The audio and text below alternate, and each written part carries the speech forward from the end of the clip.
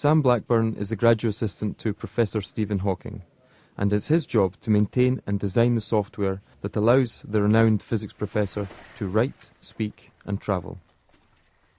Professor Hawking has motor neuron disease, which weakens and wastes muscles. He lost his speech after a tracheotomy, and the synthesizer was designed to give him his voice back.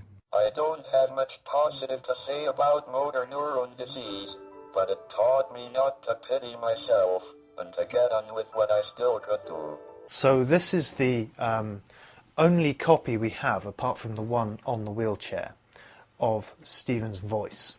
This synthesizer basically takes text, it takes a load of letters, and it turns that into speech, which is sound. Hello. And while there are plenty of synthesizers available now, back in 1986 this was incredibly rare. With the hardware to write text, Professor Hawking works and communicates in the virtual world without leaving his room. But he prefers to attend many conferences and lectures in person. His wheelchair has some special functions to make travelling easier. It's got this diagonal lift here. I can press down and I can take it up again. And this is basically the only model of chair that goes up and down in that way so that Stephen can be lifted from the right height, and also comes apart into pieces. When he still had some control of his hands, he used a clicker to control the computer, which helps him speak.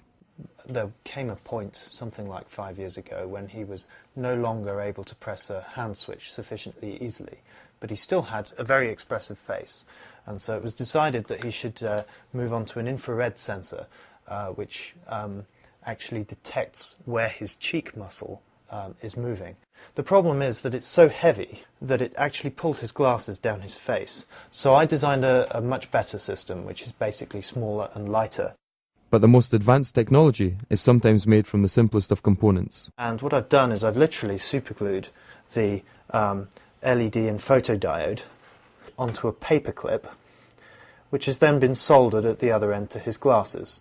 Sam Blackburn is working on more devices that could keep Professor Hawking communicating, even if he were to lose control of his facial muscles. I am trying to set up as many demonstrations as possible of other technologies, including eye-tracking technologies that produces the possibility of a very simple interface. You look at something and the mouse arrow moves there. Perhaps you blink and it will cause it to